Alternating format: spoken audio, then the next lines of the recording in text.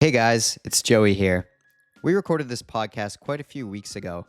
In this episode, we talked to Ninh, one of our earliest AMD customers. Ninh talks about the houses he's bought in Kamakura, Japan, and also one in Sangenjaya. He's currently Airbnb-ing them, so stay tuned for an awesome episode. Yeah, so this was one of the walls, and I picked this one specifically because it looked dramatic. I mean, the house did not look like this. It was actually a lot nicer. But in the middle of the wall demo, I had Mhm. asked Atsumi and the construction company, hey, every time you guys visit, can you just update me on photos? So they updated me and they sent me this photo. And it looks Mhm. very dramatic in the sense that the wall is missing. Yeah. The wall is missing and the floor is all getting redone and stuff. The house was in way better condition than this. Obviously, this is the middle of demolition. And Atsumi, I put a notation here that Atsumi recommended that I turn my 6-bedroom home into a 5-bedroom home in the home near Enoshima Island. And Mhm. we did that, and then this is what it looks like now. Ooh, And damn. that's why there's 2 columns here. Those were weight-bearing columns here and here. Mhm. And now it's very large now. It's very open.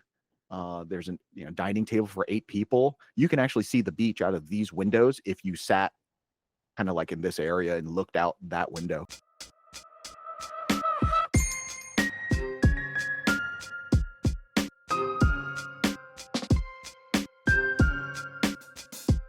Welcome back, everybody, to another exciting episode of Buying a House in Japan podcast. I'm your host, Joey, joined again by my co-host, Take.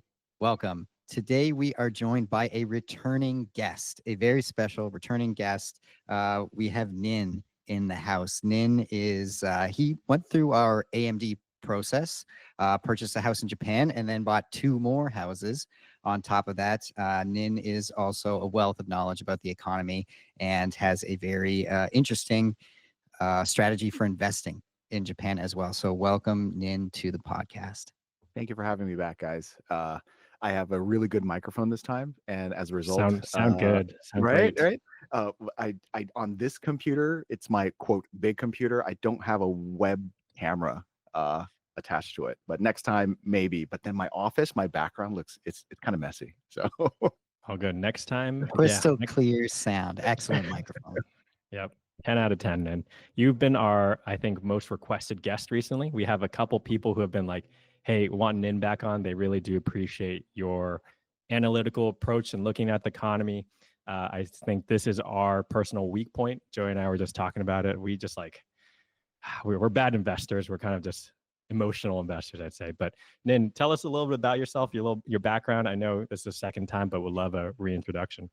sure. I've been teaching at San Jose State for going on. This is my 26th year. It's been a while. In fact, I had a student that introduced themselves to me last week and said, they asked me, hey, are we going to cover XYZ topic? And I said, yeah, we will cover XYZ topic. And then he asked me if I remember him. And I'm like, no, I don't. I'm sorry. He's like, 22 Oh, years ago. He's like, 22 years ago, I took your class and now I'm back to do the graduate courses with me. And I thought that was very flattering. It's been 22 years. I had hair. Well, in my icon that you see there, I shaved my head. But, before that, 20 some odd years ago, I had hair. 26 But years. yeah, Congratulations. that's go crazy. go Spartans. What's the Yeah. San Jose State mascot? Spartans? Yeah, Spartans.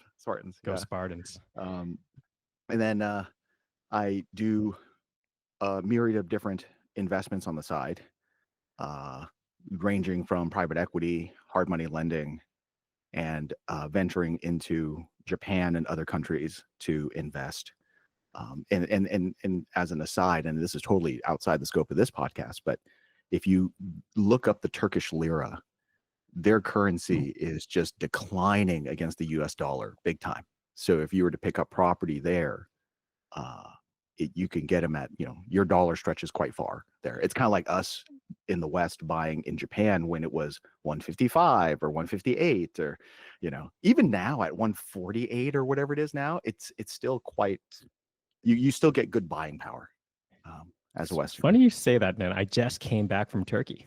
Right? Yeah. I When you was said there. you were I was, in it was Istanbul, I'm like, oh, Istanbul. dude, Yeah. Sarkoy, Turkey. It's a great beach It, community. I'm such a sucker for beach community properties. it's interesting. Joey and I I've gone a couple times in a row. I think maybe twice with Joey, and like the currency thing is crazy, where the prices just are fluctuating so much. I still felt like it was expensive right now, Right. but are you saying it's going to be more affordable for Yeah. If Americans? you look at the Turkish lira, it's been in a free fall since 2013, 14 against the US dollar. So Okay. that means in local currency terms, if you don't own the local currency and you own, wealth preserving assets, like maybe it's real estate or maybe it's just land, then you made out like a bandit as opposed to holding on to savings of local currency Cash. cash. Yeah. Yeah. Yeah. Oh, that's why Yeah. They, BTC Turk is sponsored in every airport terminal. I think that's Oh, their crypto exchange, basically. yeah. Yeah. So they're Oh, trying to find a way out. And because of that, everyone's kind of overly invested into hard assets, which makes sense. I mean, if during the years of 2008 through 2022, money was cheap, but I believe that was the anomaly here in the West was interest rates were really low, and it made all of us, baby boomers or Gen Xers buy real estate en masse. Like that's all we knew was to do that. all all right, Nin, predictions for US dollar to yen exchange rate. ooh, Any hot question. Hot what's question. your I big think one? it's interesting. If you look at the Bank of Japan, right? So let's scramble. Can I present or can I not present? Yeah, you Let's can see. present. Do I do the screen share? What do I do? How do Yeah. I do this? There's like a little Select. screen share button next to the smiley face on the Oh, bottom okay. side. So click that. Is that Okay. visible? Okay, Show we got. anyway. Let's go, Professor Nin. Okay. So let's scramble all the way to the one of the last ones, which is slide number 12 in this PDF. I didn't even make like a proper PDF presentation or a Yeah, no, PowerPoint this is presentation. awesome. It's just a PDF. So that's the guy professor here with the That's a guy. Yeah. Yeah. slides. So this is the macroeconomic pathing. And I know this looks kind of Very confusing busy. to me. Yeah. So Yeah. let's go to like a time series of data, and this looks a little more digestible. And what you see here is going back to 2018 on the far left, Mhm. all the way to 2029 on the far right of the time series. And you could see the red line represents the rate of change of inflation for Japan. And Mhm. then the blue line represents the rate of change of GDP. When I've been following you guys' like renovation stories and stuff like that, and you guys bought somewhere in kind of like this window. If I had to guess, if I remember correctly, it's somewhere in late 23 into 24. Yes. Yep. Correct. So that was the actually ideal window because We did it. GDP was rising and CPI was falling. And that was about the window where I was scrambling as well to buy things. It was just kind of like I think You're a man on a mission. I Definitely. think I was stressing Roe out. Really. Because that was the window of opportunity. And what you Mm, see now is the window of opportunity is somewhere else. You can still invest in Japan. It'll just be in a different vertical. It won't be single family homes. mm, Now for the exchange rate, if you look at the Bank of Japan, they didn't raise rates. They keep threatening to raise rates, but I suspect they see this. They see the slowing economy, and I think they are the economies and GDPs in blue. They're seeing the slow economy. Why? Because we already have the data coming in, and mhm. they're seeing prices fall. But that's a little misleading. That falling of CPI that you see is a function of two things. Is they're trying to bifurcate the market. When I say they, not the Bank of Japan, but local businesses. I don't know if it's from the ward. I don't know if it's mandated by government. But have you noticed that in Kyoto and Asakusa that there is two-tier pricing now? Yeah, One I've set heard of of it. pricing, one set of pricing for tourists and locals. So what I suspect will happen to the reporting of CPI if housing is not a big part of that calculation is you'll see CPI fall. Well, actually, we've been seeing it. So on a rate of change basis, you'll see it fall, and then the economy starts to pick up into 2026. You get the rounding, if you will, of GDP, and then prices keep falling. So we're going to head into this kind of perfect scenario of disinflation for the local economies, or for Japan, Japanese in Japan, right? Which then puts us as a Westerner at a little bit of a disadvantage. We probably won't see enormous amounts of yen strength. In other words, we will probably see a for lack of better words, the carry trade's back on, baby. No. Here we go. You know, we will start to see a more stable to weak-ish Japanese yen. Like right now, it's 148, 150. That is, by historical standards, I suspect cheap or cheaper relative to the US dollar. So I think a stable yen from here on out. I think the Bank of Japan saying they will raise rates if CPI gets out of control is just rhetoric to keep expectations kind of grounded. So I suspect a very stable yen. I don't see it falling out of bed. I don't, you know, we're not going to go to 200 or anything, but who knows? I don't think if it goes to 200, I suspect the BOJ is quite scared and they're just going to cut rates because they suspect GDP. I mean, they don't get to see in 2020 out to 2026. I'm sure they have really smart people.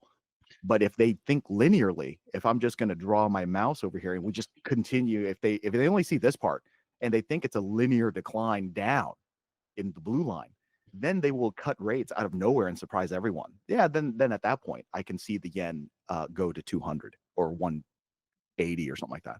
But I suspect not, because if they can kind of hold and not do anything until like 2026, they'll start to see the economy do well.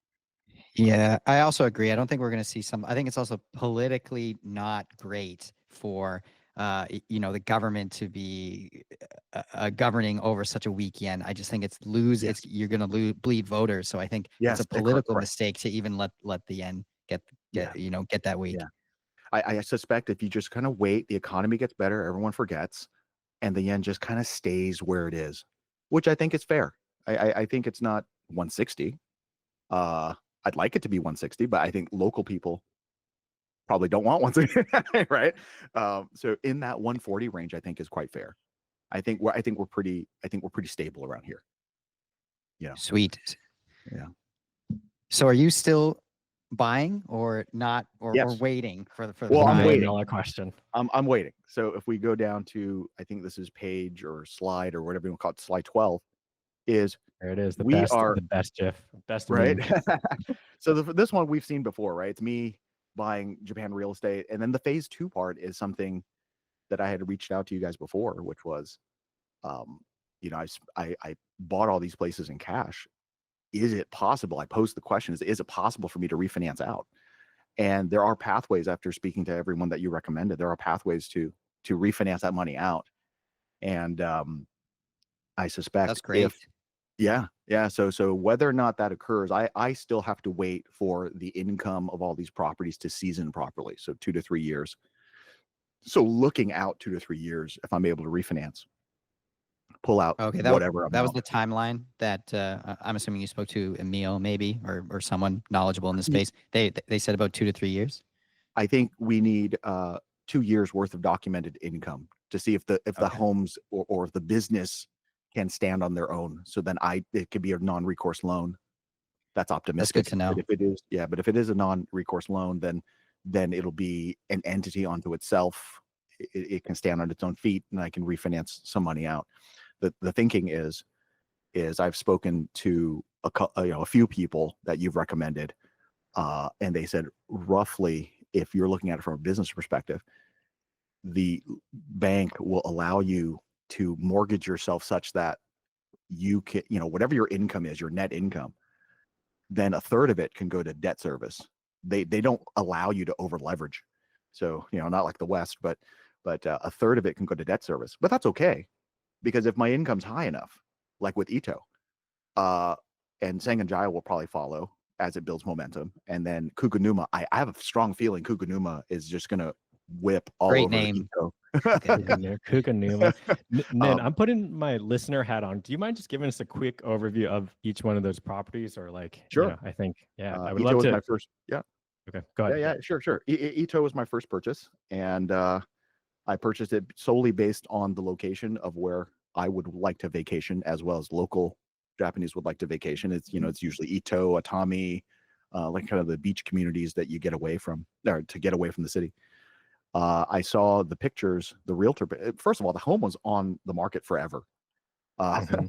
I think like 400 something odd days, and I Are there really wanted pictures in the slides here, or no pictures of of the the house? Ito home. No, I don't. Okay. I should include them. I'll make But it the you know what? cover. It's going to be the Y- cover of the podcast. Okay. um, but I noticed that the realtor pictures, it wasn't shot with like a camera with a compressed lens. It was shot, I Exactly. suspect, with an iPhone. And so then, but I'm a big camera nerd, so I actually, I'm like, if I saw that angle and I shot with like a 135 mil lens or like a 200 mil lens, it would look awesome. It would, make the beach appear very close. Even though I'm actually pretty close to the beach, it would make it look even closer. It would like pull it into the living room. And sure enough, it was nice. It turned out really nice. I did minimal things other than add AC and bought furniture. You um, absolutely nail that, Nin. Like that photo where you have the ocean and the two futons and stuff. That's, I think, your like hero image. yes. Incredible. Like Yeah. probably the best photo I've seen of anyone we purchased. So hats Yeah. off to who you directed it, but I know who took the photos for you. Was it Dio, or Dio hired No, someone, right? it was a Tokyo Atsumi? photographer, and Oh, I forgot his handle, but his company name is Photos 39. okay. Photos Photos 39. 39. We got Yeah, to like hire that I guy. have his Instagram handle somewhere buried in my emails, and I Okay. saw a little bit of his work, and I said, okay, he's the guy. Roe recommended him, and a couple people, and then I saw his Instagram. I said, well, that's the guy. He has a very similar eye to how I would shoot it, but I'm not there. Yeah. I'm not gonna fly And the in to just shoot it. Ito property, how long did it take you to buy that? I know it feels like we've been working with you for a while here. So I think It that was was a, actually pretty. It was pretty quick. yeah. It was pretty quick. Hmm. I think the whole process took about 2 months. Yeah, Hmm. from start to finish, getting the inspections, reading the inspections, and then sending the money to Row. I think it just took a while. Just I don't know why. It just takes about 45 to 60 days. And if I look back, it took about 60 days. Yeah. Yeah, we're finding that our average kind of deal timeline is about 90 days. And we're still Okay. trying to figure out that everyone's a little bit different. But I Yeah. guess from your first rodeo there, what kind of surprised you? Like, what do you think was the slowness, or where was the friction? I think it was. I think the friction was mainly, it's a little different in Silicon Valley. When there's a deal, we act immediately. It's like, you want to close in 10 days? Yeah, I can close in 10 days, and then Yep. we can close in 10 days. But I don't know. I think administratively, I think there is a scheduling with the scrivener and a Hmm. scheduling with the listing agent, and then Hmm. Rose schedule. They all have to kind of be there all at Hmm. one time to kind of read the contract, like that old school. Everyone Yeah, has to read every page. I'm thinking to myself, I'm glad I don't have to be there, but but you I got think it right.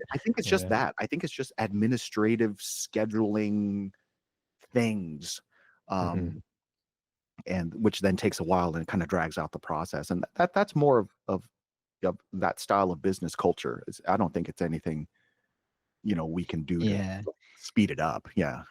The good news is, though, that in Japan, the seller will, if you're first in line and you've submitted an application to purchase the Yes. property, very, very rarely will they let anyone but in front Yes. in front in line of you. So, as long as the process does have friction, and there's gaps where you're waiting for this meeting Yes. to happen, but the good news is, like, there's no one that can cut in line in front of you. Yes. Yeah. And I appreciate that process, so then it's you're not just bidding against, some rando buyers, um, Yeah. and you have to bid the price higher. Yeah. But I'm Nin, glad that is the case. Yeah.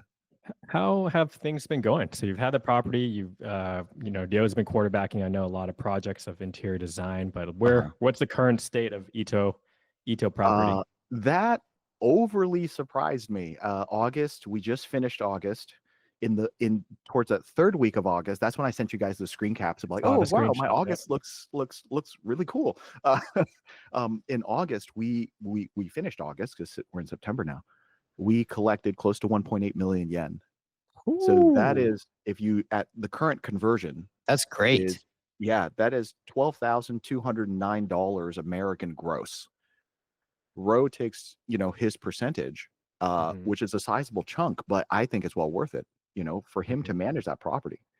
And for me to pay all the cleaners, I'm clearing Ha- probably 9,500 in How August. hands off are you? I'm actually very curious about this. So, going with Rio, who's kind of A to Z, manages the property for you. Uh-huh. Do you feel like you're doing a lot? You're in the weeds a lot with these properties, or do you No, no, feel like well, you're? I used to. At the beginning, I was. I would be like, I got to respond to this. I got to respond to this guest. I got to respond. But then I realized they have their own processes. You know, I am not self-managing, and that's one of the things about me is I self-manage a lot of my other properties in Hawaii and other parts of California. And I realized that if I have a full service manager, I don't want to step on toes, and I just kind of let them respond in their normal, whereas me, it's kind of like I need to respond now. But I've realized to kind of let it go, and then they're responding, but I still keep an eye on all the communications. Yeah. Nin, I think you do a really good job on email communications and like making those executive decisions when it's fast. I'm Mhm. CC'd on all your emails, and I think you work very well with the interior designers and give a Mhm. lot of good direction. Where I think Joey and I initially, when we did some of these renovation projects, we're like, you guys just do it how you think should be right, or like we gave a lot of freedom. And I think something you did really well was give a lot of direction, and we're very quick on some of these decisions on design and stuff like that. Any thoughts on that? Yeah, I don't know a lot about interior design. Like if you showed me the final look, and I can make a decision if it looks nice or not. The problem is though, you don't get to see the final look, right? You kind of have to make decisions as you Mhm. go. So the big, I guess, advantage is Ro recommended someone, Ima, or Atsumi Ina in Shizuoka, and she did a phenomenal job. She basically had a questionnaire and asked me, what do you like? And it was a pretty thorough questionnaire. I was going through that questionnaire thinking, oh my gosh, this is so long. But by the time I was done with the questionnaire and I gave her some samples of my other properties, she got a feel of what I was looking for. Um, so she just kind of ran with it at that point. Let me see if I can't find this and share a different screen.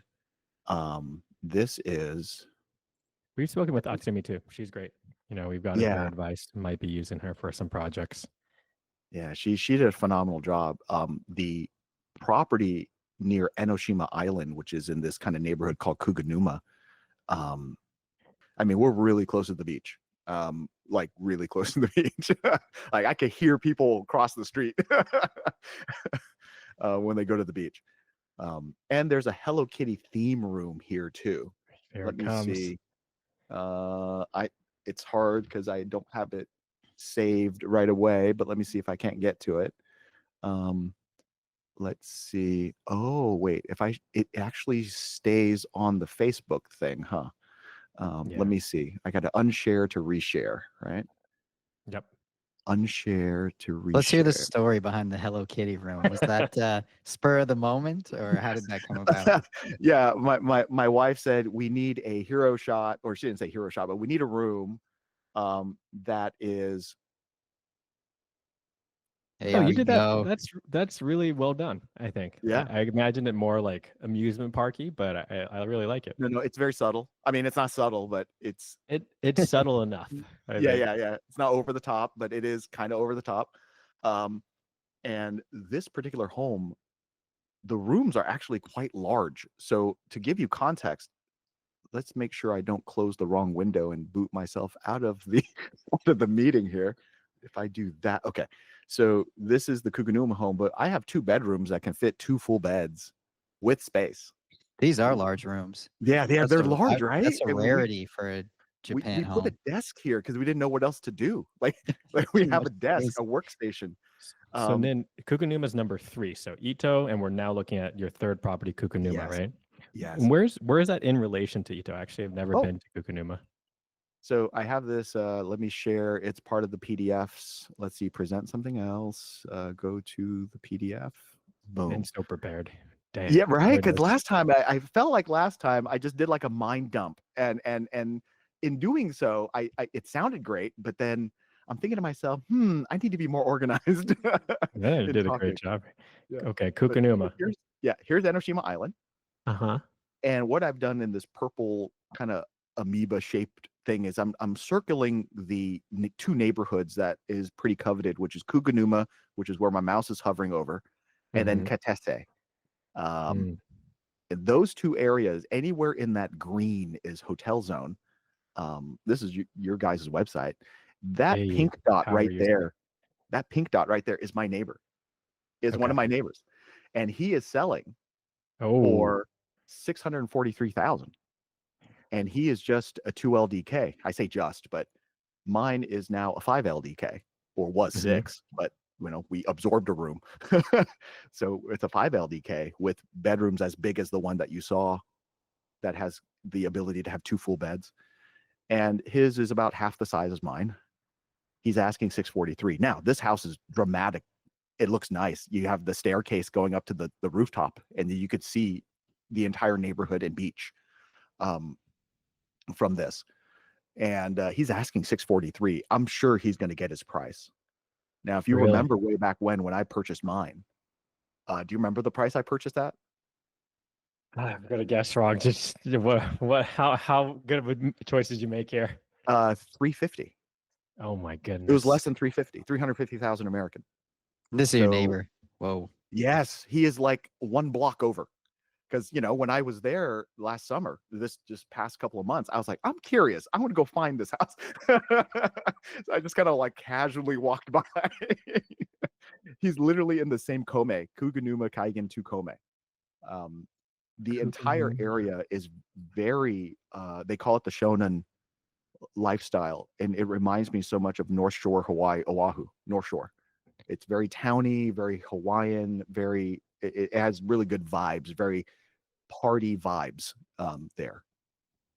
Yeah. Okay. I mean, So we where is are. this in relation to Ito? It's Yeah. actually, it's like the halfway point between, if you think of like where Sanganjaya is, and then Mhm. where Ito is, Kuganuma or Enoshima Islands, like right in the halfway mark between the two. Okay. Yeah. How do you get there from? I guess. How do you get there when you go? I last summer or in July and August, I have a private driver drive me everywhere. Nice. Yeah, so he has like a very large van. I mean, it's large in Japan standards. So then it Mhm. was enough for my wife and 3 children and all of our luggage. So he took us from each home when we were going through our That's trip kind of the slash business work.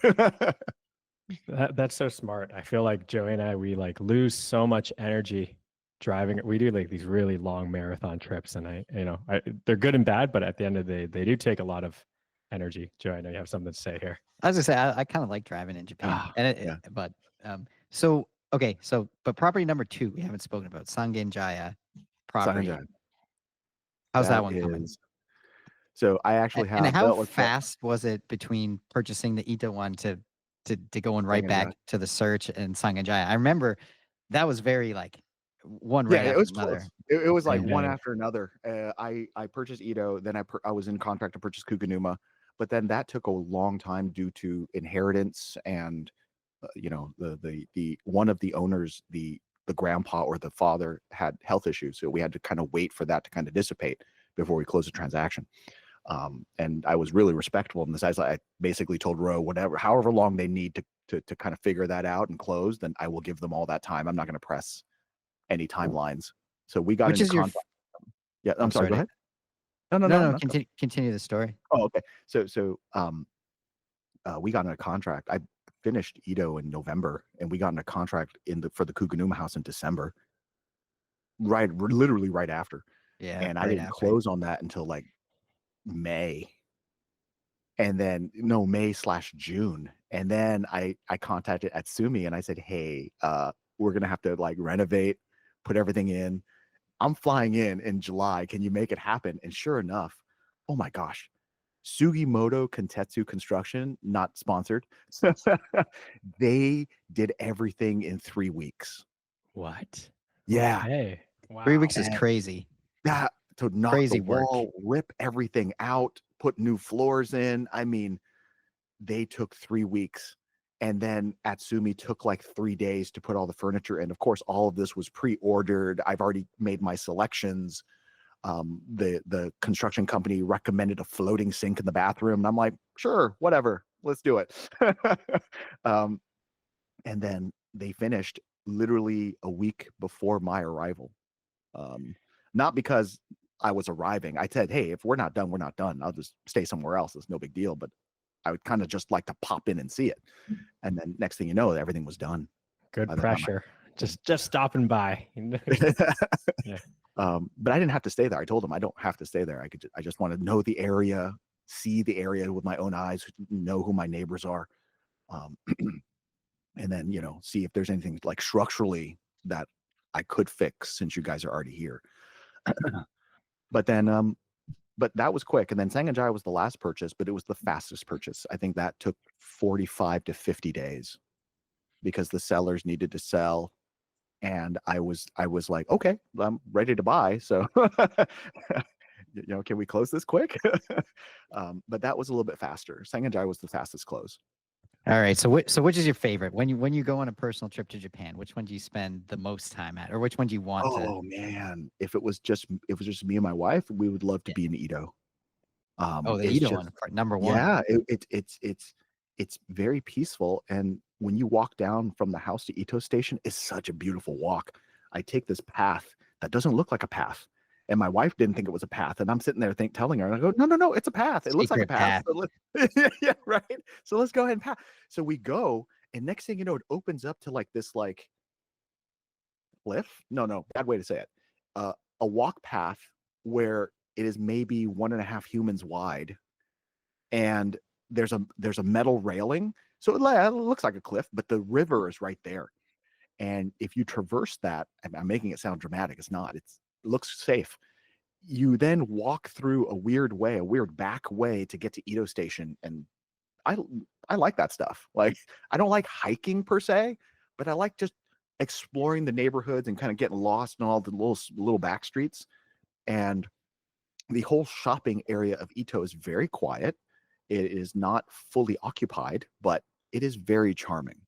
It is very charming, and the entire area is just very peaceful.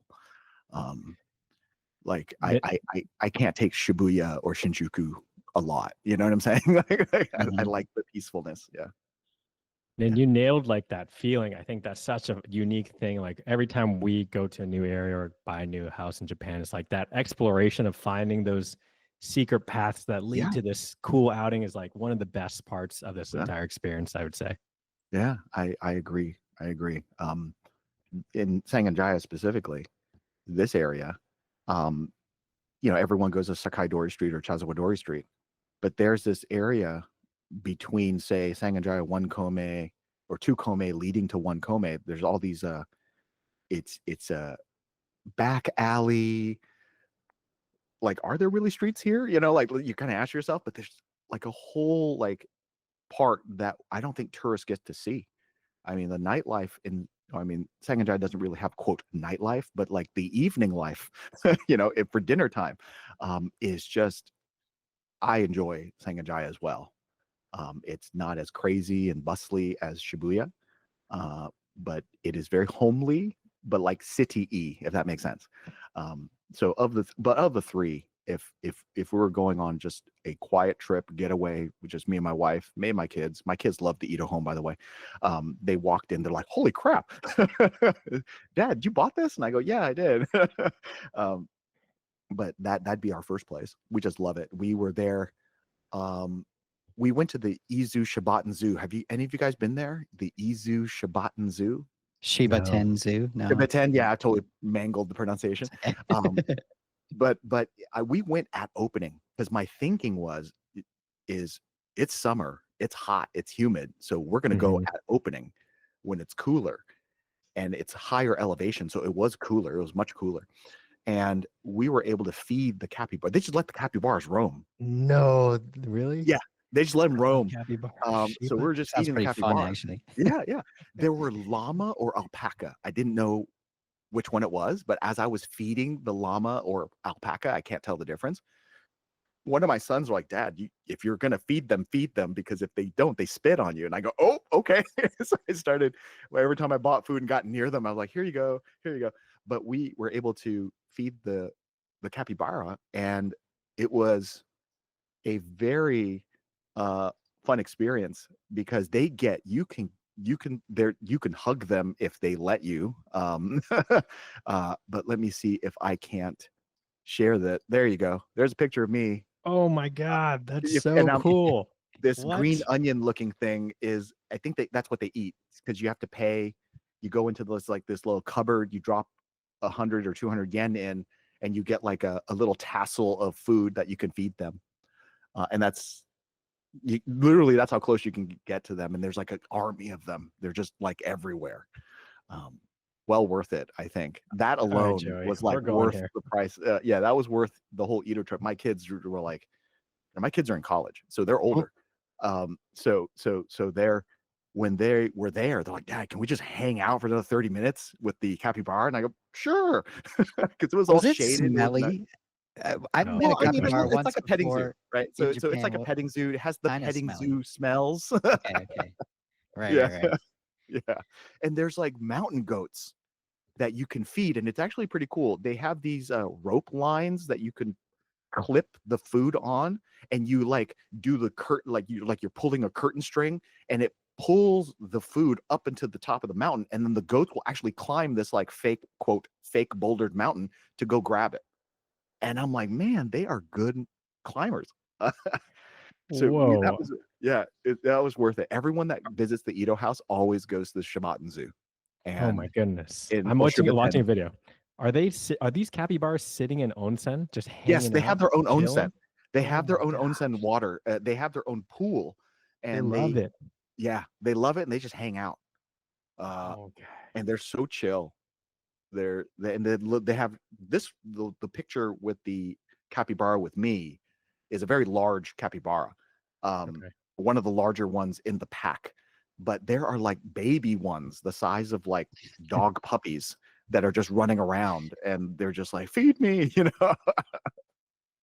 Yeah, All right, it was Joey, actually we're going here 100%. We might be passing them by Atami yeah. area, and I'm this is Shiba top pick. Tenzu. Shiba Ten, yeah, yeah. Oh And my then gosh. when we were done there, and it was getting warmer, right around 11, 12 o'clock lunchtime, we went to Mount Omoro, because my thinking was, as it's getting hotter, I need to think about traveling with children, wife. They don't like the heat too much. So then as we go up Mount Omoro, the elevation was so high. It was cold, not cold, but not warm. Yeah. So that was All quite right, fun. then want to go back to the Sung and Jaya property because I Okay, think sure. this is what we're really interested into for ourselves personally. So Sung and Jaya is we've heard such good things about the neighborhood, but tell us a little bit about the I guess purchase price, and I know you have some figures on how Sure. things have changed since you purchased it. Yeah, I think if you were to buy anything in Sanganjaya, it's going to be very difficult. So what you're seeing here, I think my mouse is hovering over Sanganjaya's station. There's actually, it's not just one station. There's actually 5 entrances to the station around this notation here. And I purchased mine for, call it all in, just shy of $500,000. So like 4 something. And one of my neighbors, this is not my neighbor. I'm actually closer to the station, but this pink dot here that I've notated is a home that is actually smaller than mine. They say it's a 3 LDK. It's not. It's a 2 LDK. They're counting the loft bed as the 3rd bedroom. I have a 3 LDK with a loft bed, which would technically quote make it 4 LDK, but I'm not marketing as a 4 LDK. In fact, I have a sign. Row printed me a sign that says, "Do not use the loft bed." Like, we don't even count it in our Airbnb. Mainly because you're going to have to use a very similar ladder setup, and I don't want anyone kind of climbing up there. Yeah. Yeah. But I purchased mine for just shy of 500,000. all in. And this guy is listing it for 732. So we're talking about a 50% increase in price over the, I don't know what, like 8 months. So what you're seeing in not just Sanganjaya, but in the greater Tokyo area as well, is if there's a recession in a different country, and I'm speaking specifically about China. China is going through their 2008 recession, like similar akin to our 2008 great financial crisis. They're going through it now for the last 3 years. So in currency terms, their currency, no one wants real estate there. So their currency is rising in value. So that's why in the Enoshima Island, Kamakura, Yokohama, and even mainly Tokyo, all that funding, all that money is escaping China in stronger currency terms to come to a country where the currency is relatively weaker. And that's why you're getting that underlying bid in price. And you hear, and I spoke with one of the referrals of a referral that you referred me to. I know that sounds weird, but you referred me to Nick Woosley, and Nick referred me over to Creston Accounting Services in Tokyo. And they were actually, as I was conversing with them, asking them about refinancing, international accounting, they asked me if I was a Chinese national. And I said, no, I'm not Chinese national. No, I'm not a Chinese national. Because they said that their client base is mostly Chinese nationals.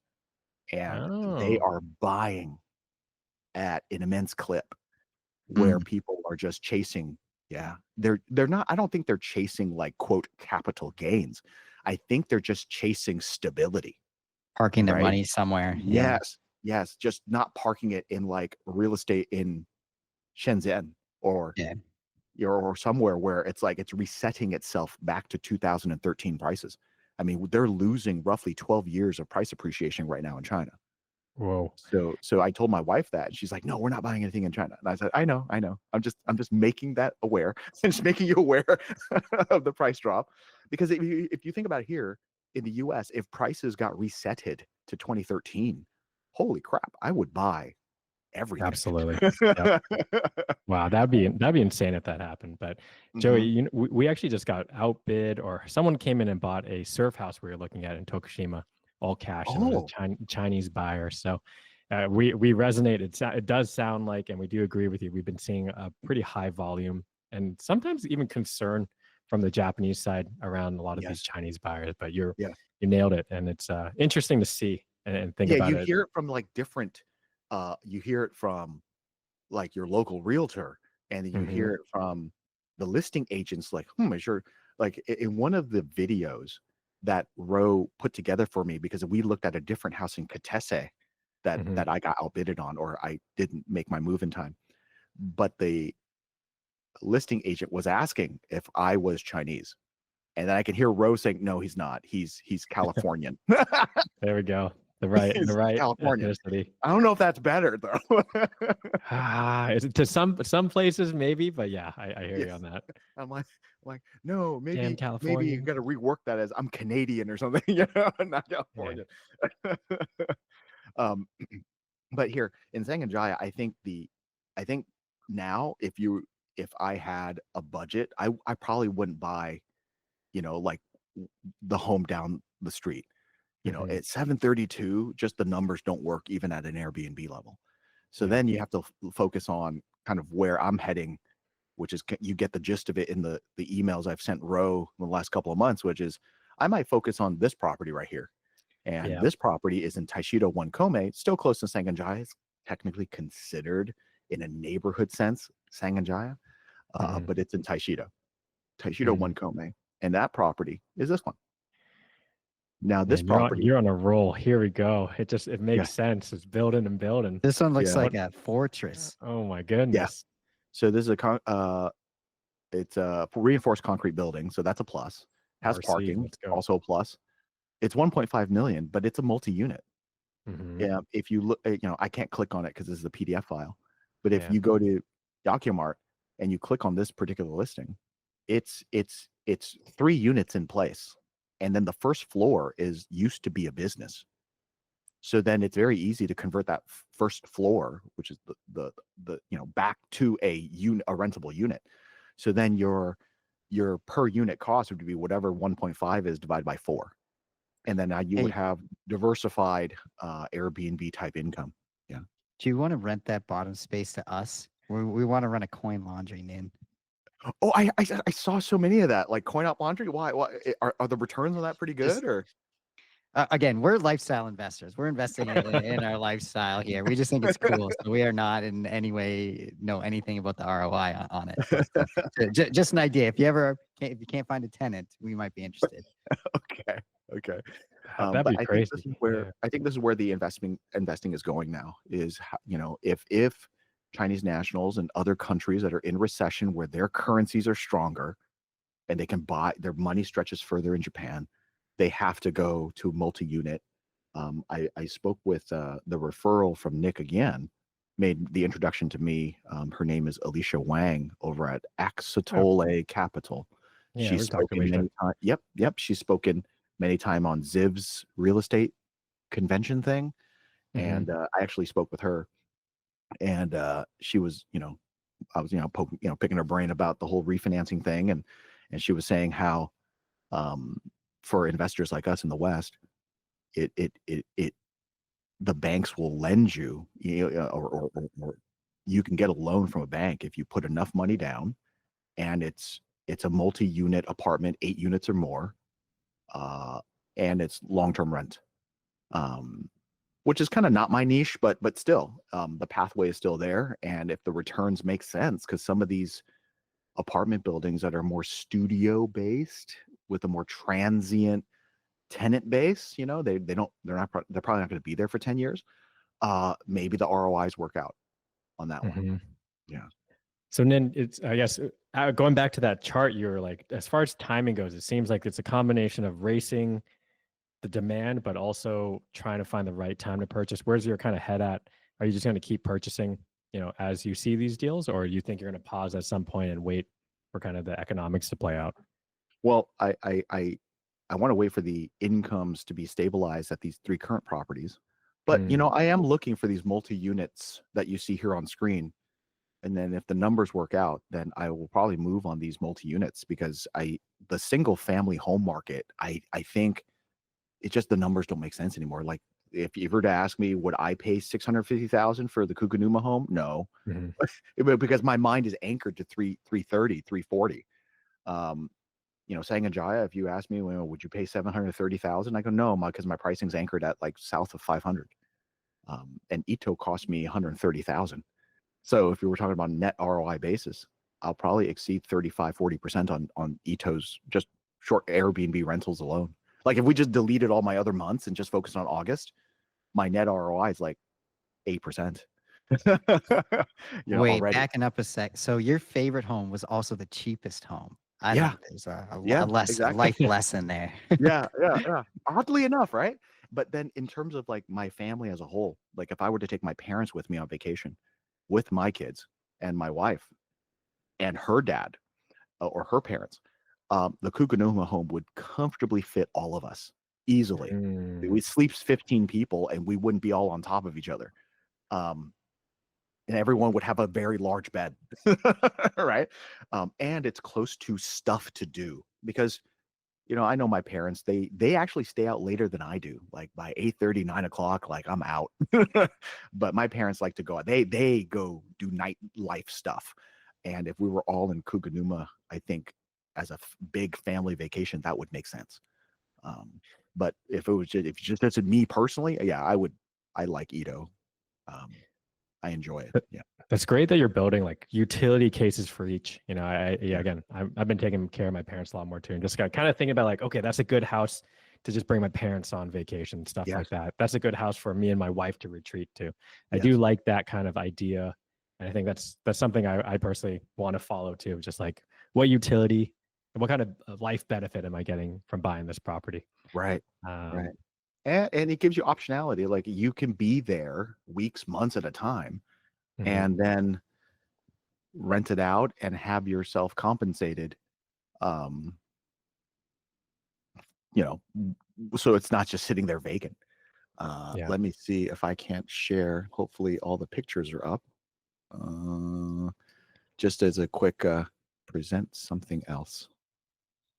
Share. While you pull that up, actually, Nina, anecdotally, and we've been seeing this in the data, but we've been seeing like a pretty high uptick on popularity, interest. Things are moving off the market faster. I'm just like, you're one of our AkiaMart power users. Have you been noticed? What have you been noticing Yeah, as you I've browse? noticed things will stay on the market for like 400, 500 days when I first started looking.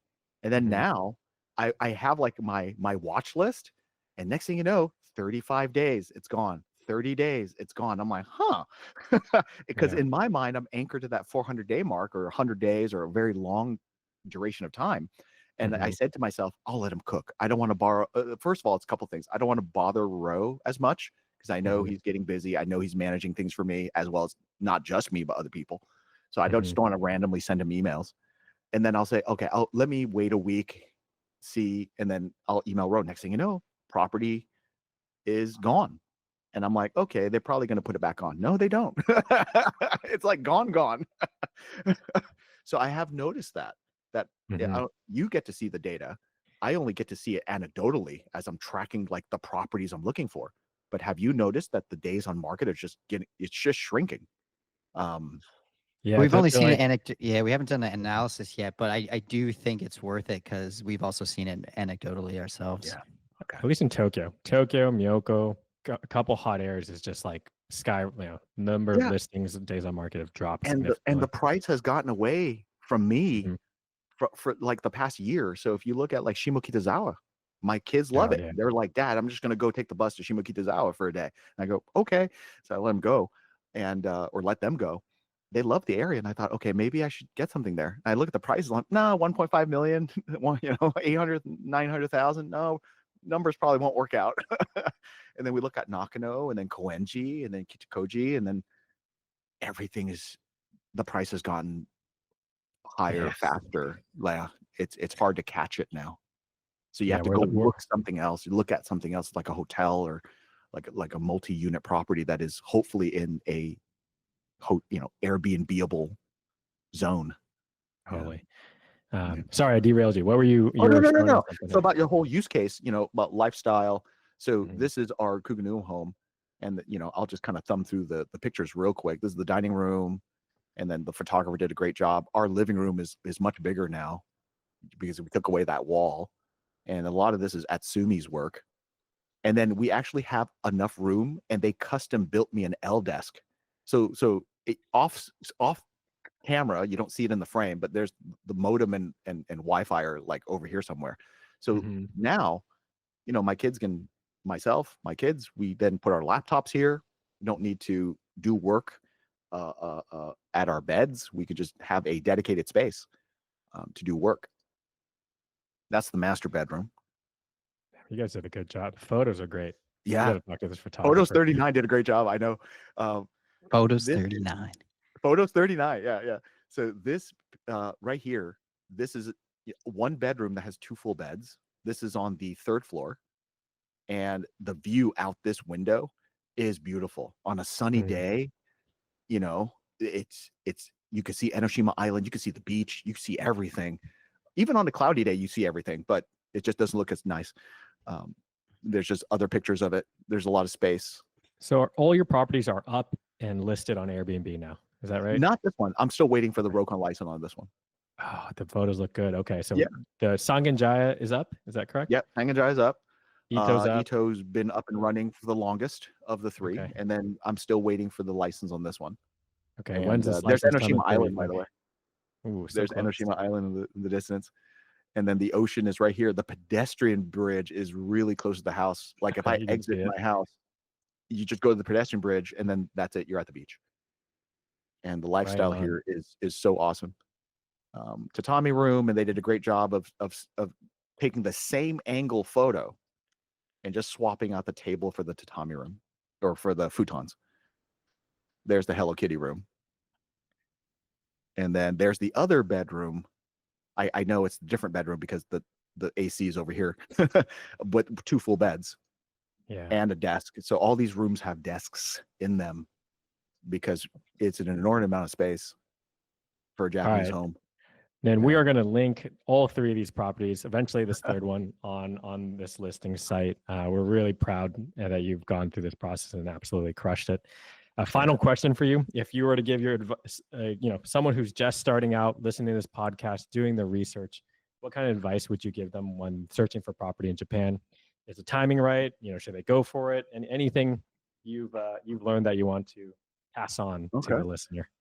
So I think due diligence is very important. You want to have optionality, and to get optionality, in other words, you don't want to be if your goal is just to buy a home and live there part-time or full-time, I don't know, but part-time, then find what suits you, right? But for me, I like the greatest amount of optionality in anything I invest in, even if it is for lifestyle. So if I know I can visit Tokyo anytime, stay in Sangajaya, it's so central that I can get to Shibuya in 2 stops. I can get to Shinjuku in 3 stops. Like I could get to I can take the bus to Shimokitazawa if I want to. It's so central. But at the same time, that's a lot of money to spend, $450,000, $500,000 for a home just to give you, quote, the option to get to these places quickly. So then to combat that is you need to be compensated for the cash that's tied up. So Airbnb being your home is the next best solution. And then on the days that or weeks or months that you're going to be there, just simply block your calendar. Now, not only do you have an income component, you have an appreciation component, because the flows, not necessarily the real estate market is hot, but rather the flows coming in from other countries is making the real estate market hot. And when it compensates you enough, then you can exit. So in 2 or 3 years, Ro asked me the same thing because he wants to get an understanding of how long before I start to relist these properties for sale. And, by the 3rd year, if I can refinance, I don't technically need to sell quickly. But if someone's going to cut me a check for $800,000 for a property I bought for 400, okay, why not? Not bad. Yeah. And at the time when we walked into the Kuganuma house with the Hello Kitty room, my kids were like, "Oh my God, this is awesome." They were all in their own rooms, even though each room had like 2 beds. My wife casually said, "Hey, the neighbor is selling for 680, and this other neighbor's at $1 million. In fact, let me scramble that I have that here, right here." So this is my neighbor in the pink dot that is listing for 643. A little further, so that was my neighbor, but if you go into the Minpaku area, so not quite hotel zone, I have a neighbor that is of similar size as my home, but they're asking a cool $1 million. $1 million. Cool million. A cool $1 million. And the house is beautiful, by the way. I think the fit and finish is beautiful. So this is something that they've lived in. I don't think they rent this out. But it's of similar size, 180, 170 square meters, but they're asking $1 million. Ouch. That doesn't give you much optionality. You might own it, have a great piece of real estate, and you Airbnb it. Well, one, you're kind of saddled with 180 days if this is accurate. And then how much more could that appreciate? I have no clue.